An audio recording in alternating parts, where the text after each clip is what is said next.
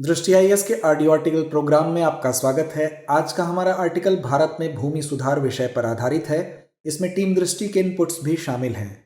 UPSC की प्रारंभिक और मुख्य दोनों परीक्षाओं में इस भाग से प्रश्न पूछे जाते रहे हैं।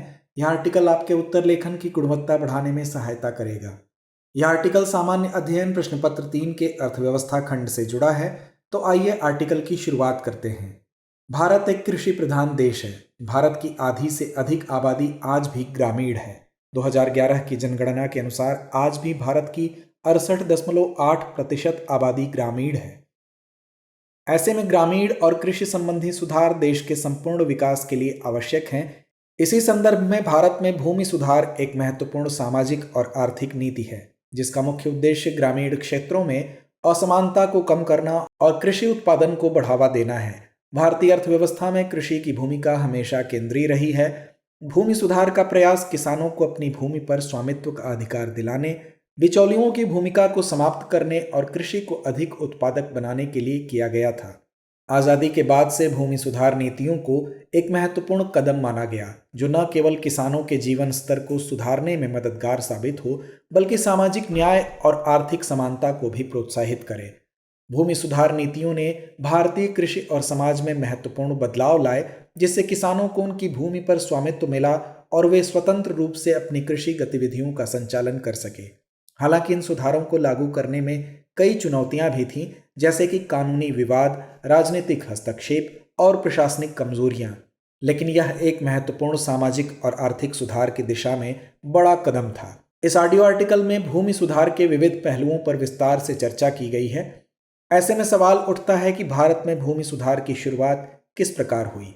भारत में भूमि सुधारों की शुरुआत स्वतंत्रता प्राप्ति के बाद हुई, जब देश के नेताओं ने कृषि क्षेत्र में व्याप्त असमानता और शोषण को समाप्त करने की आवश्यकता महसूस की। ब्रिटिश शासन के दौरान जमींदारी प्रथा और भू स्वामित्व का असमान वितरण किसानों के लिए भारी समस्या थी। जमींदार जो भूमि के मालिक थे, किसानों से अत्यधिक कर वसूलते थे और किसान अपनी उपज का बड़ा हिस्सा देने के लिए बाध्य होते थे। इस असमानता और शोषण को समाप्त करने के उद्देश्य से भूमि सुधार नीतियों की शुरुआत की गई। वर्ष 1947 में देश की आज़ादी के बाद भूमि सुधारों का पहला कदम जमींदारी उन्मूलन था।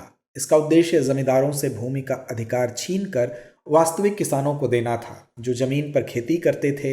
इसके बाद तो समय समय पर कई प्रकार के भूमि सुधार किए गए। इन सुधारों का उद्देश्य कृषि क्षेत्र में सुधार लाना, किसानों की स्थिति में सुधार करना और ग्रामीण क्षेत्रों में सामाजिक एवं आर्थिक समानता को बढ़ावा देना था। आइए अब जानते हैं भारत में कौन कौन से प्रमुख भूमि सुधार किए गए। जैसा कि पहले चर्चा की जा चुकी है कि आज़ादी के बाद भूमि सुधार का पहला और सबसे महत्वपूर्ण कदम जमींदारी उन्मूलन था। यह कदम इस उद्देश्य से उठाया गया कि भूमि पर स्वामित्व जमींदारों से किसानों को हस्तांतरित किया जाए, जो वास्तविक कृषि कार्य करते थे। जमींदारी उन्मूलन कानून ने लाखों किसानों को उनकी जमीन पर स्वामित्व का अधिकार दिया और जमींदारों की अधिकारहीनता को समाप्त किया। यह कदम असमानता को कम करने की दिशा में एक महत्वपूर्ण प्रयास था, जिसने किसानों के बीच आत्मविश्वास और आत्मनिर्भरता बढ़ाई। भूमि सुधार की प्रक्रिया में दूसरा महत्वपूर्ण कदम भूमि सीलिंग कानून था। यह अधिनियम 1961 में लागू किया गया। इसका उद्देश्य था कि किसी भी व्यक्ति या परिवार द्वारा स्वामित्व में ली गई भूमि की अधिकतम सीमा तय की जाए और अतिरिक्त भूमि को सरकार द्वारा अधिग्रहित करके भूमिहीन किसानों के बीच वितरित किया जाए। यह कानून कृषि भूमि की असमानता को कम करने के लिए आवश्यक था। हालांकि भूमि सीलिंग कानून को लागू करने में कई चुनौतियां आईं। कई बड़े जमींदारों ने अपनी भूमि को बंटवारा करके अपने परिवार के अन्य सदस्यों के नाम कर दिया, जिससे कानून का उल्लंघन हुआ। इसके बावजूद इस कानून ने भूमि वितरण में कुछ हद तक सफलता हासिल की। इसके अलावा भारत में भूमि सुधारों के तीसरे चरण के तहत बिचौलियों की भूमिका को समाप्त किया गया। इससे पहले किसान जमींदारों या बिचौलियों के अधीन काम करते थे और उन्हें अपनी उपज का एक बड़ा हिस्सा देना पड़ता था। इस सुधार के तहत किसानों को सीधे अपनी भूमि पर स्वामित्व का अधिकार मिला, जिससे उनकी आय में वृद्धि हुई और वे स्वतंत्र रूप से कृषि कार्य कर सके। भूमि सुधार नीतियों के चौथे चरण में भूमि का पुनर्वितरण शामिल था। सीलिंग कानून के तहत अधिग्रहित भूमि को भूमिहीन किसानों के बीच बांटा गया। इसका मुख्य उद्देश्य था कि गरीब और छोटे किसानों को जमीन मिले और उन्हें भी कृषि कार्य में संलग्न होने का अवसर प्राप्त हो। यह कदम आर्थिक और सामाजिक समानता को प्रोत्साहित करने के लिए उठाया गया था। आइए अब जानते हैं कि इन भूमि सुधारों का महत्व क्या है। भारत में भूमि का वितरण हमेशा से असमान रहा है। जमींदारी व्यवस्था के तहत भूमि का स्वामित्व कुछ अमीर लोगों तक सीमित था, जबकि किसान बंधुआ मजदूरी और गरीबी का सामना कर रहे थे।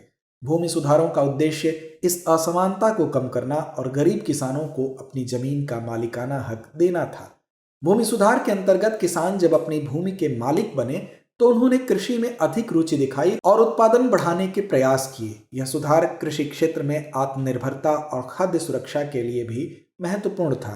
इसके अलावा भूमि सुधारों ने किसानों और कृषि से जुड़े अन्य लोगों को बेहतर रोजगार के अवसर प्रदान किए। भूमि के समान वितरण से अधिक लोग कृषि में शामिल हुए, जिससे ग्रामीण अर्थव्यवस्था को मजबूती मिली।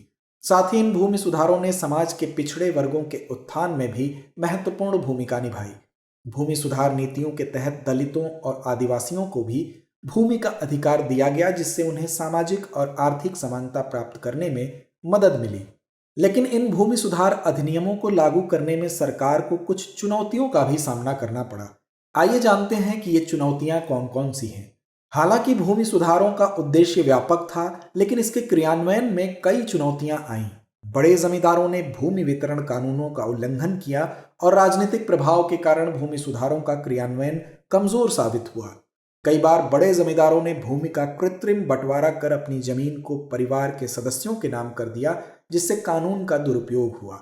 आज भूमि सुधार एक समाप्त होती प्रक्रिया मानी जाती है।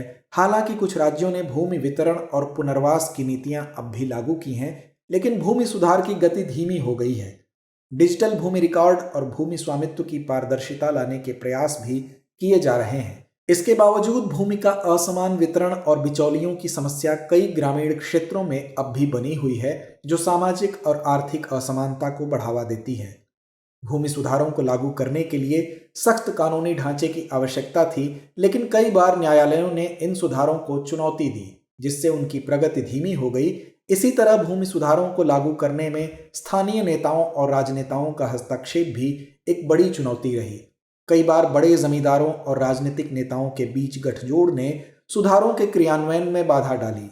इसके अलावा भूमि सुधार कार्यक्रमों को लागू करने के लिए प्रशासनिक क्षमता की कमी भी एक बड़ी चुनौती रही। भूमि रिकॉर्ड का सही तरीके से रखरखाव न होने से भूमि वितरण और पुनर्वितरण में गड़बड़ी हुई। साथ ही भूमि सुधारों का विरोध भी बड़े जमींदारों और प्रभावशाली समुदायों द्वारा किया गया, जिन्होंने अपने अधिकारों को बनाए रखने के लिए कानूनी और सामाजिक विरोध किया। तो आइए अब चलते हैं निष्कर्ष की तरफ।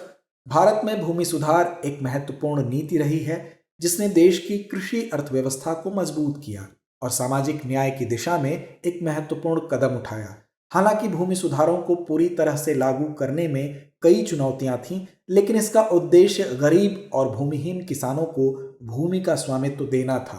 आज भी भूमि सुधार एक प्रासंगिक विषय है और इसके प्रभाव को ध्यान में रखते हुए नई नीतियों की आवश्यकता महसूस की जा रही है।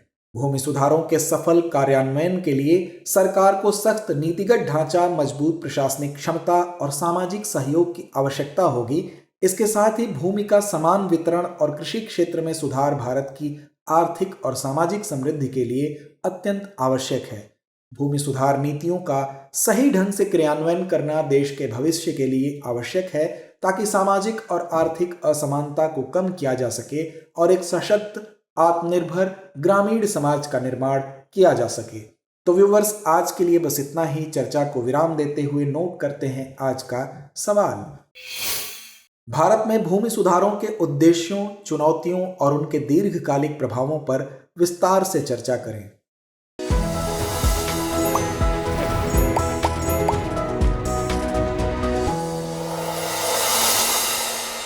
डियर व्यूअर्स, अपने एग्जाम की तैयारी को और बेहतर करने के लिए हमारे चैनल को लाइक, शेयर और सब्सक्राइब करना न भूलें।